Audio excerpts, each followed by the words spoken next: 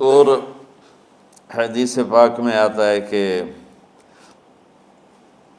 اللہ تعالیٰ اس رات میں ساری دنیا کے لوگوں کی بخشش فرماتا ہے سوائے 5 آدمیوں کے.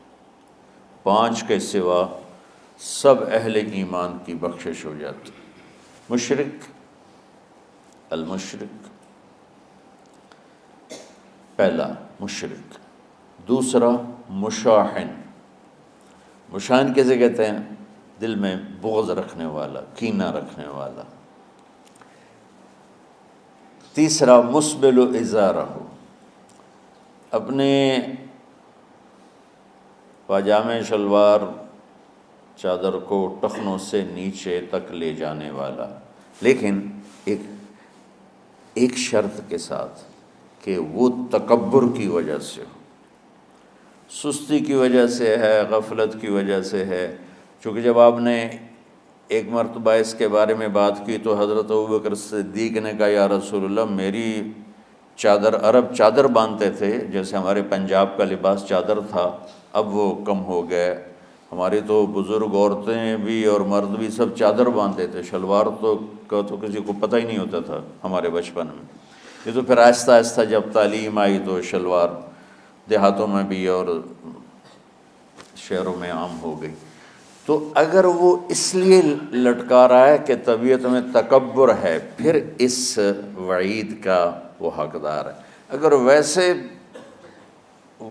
اس کی نیچے جا رہی ہے تو میرا مالک ایسا، وہ تو ہے ہی رحیم و کریم، ہے ہی رحیم و کریم، ہے ہی رحیم و کریم.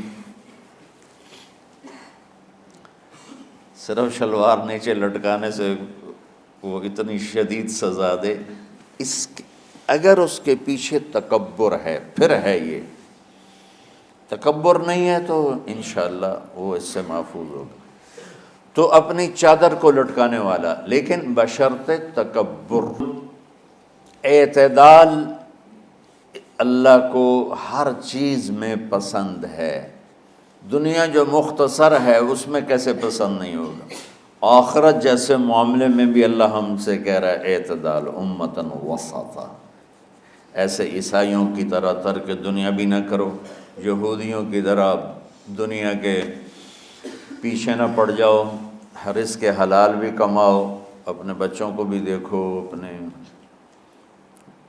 فرائض کو بھی دیکھو جو دنیاوی ہیں، اور اللہ سے بھی اپنا معاملہ ٹھیک کرو اور درست کرو.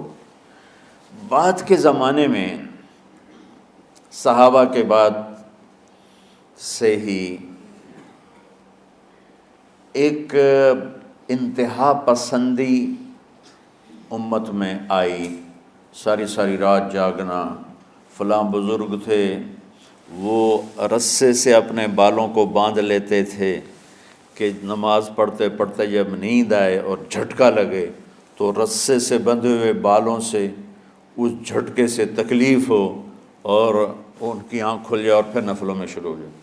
ایک فلاں بزرگ تھے وہ اپنے آنکھوں میں نمک کا سرما لگاتے تھے تاکہ آنکھیں جل جائیں، اس میں وہ جلن پیدا ہو جائے اور نیند اڑ جائے.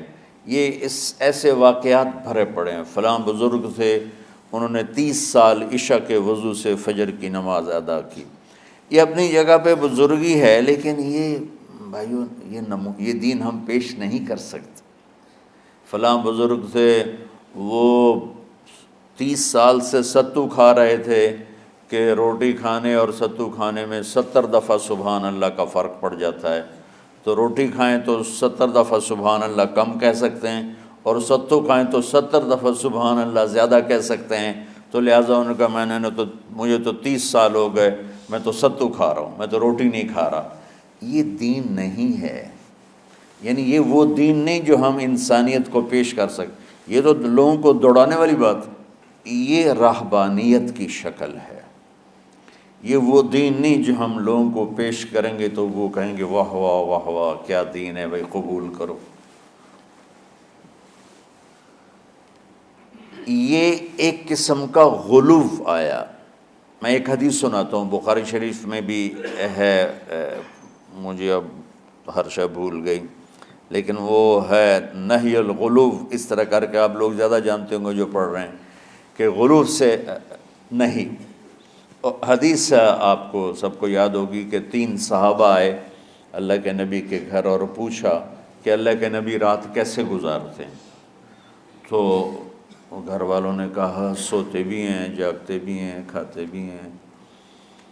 تو وہ تینوں آپس میں کہنے لگے وہ تو نبی ہیں، سوئیں بھی تو کوئی بات نہیں، اور شادی ہے کوئی بات نہیں، ہم تو نبی نہیں، ہمیں تو کچھ کرنا چاہیے۔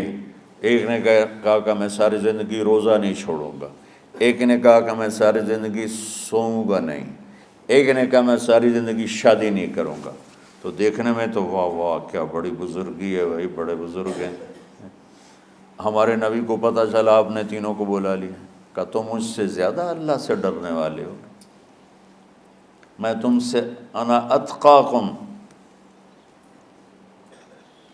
یا اخشاکم، الفاظ آپ لوگ کو زیادہ یاد ہوں گے لیکن مفہوم میں صحیح پیش کر رہا ہوں۔ آپ نے کہا میں تم سے زیادہ اللہ کو جانتا ہوں، تم سے زیادہ اللہ سے ڈرتا ہوں، میں سوتا بھی ہوں، میں کھاتا بھی ہوں، میں روزے بھی رکھتا ہوں، میں چھوڑ بھی دیتا ہوں، میری بیویاں بھی ہیں، میں اپنی بیویوں کے پاس بھی جاتا ہوں۔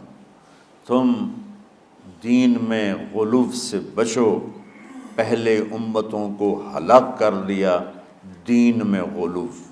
دنیا میں غلو یعنی انتہا پسندی، ایکسٹریمسٹ ہونا، دنیا ہو یا دین ہو دونوں میں اعتدال بچو، اللہ تعالیٰ کو پسند ہے۔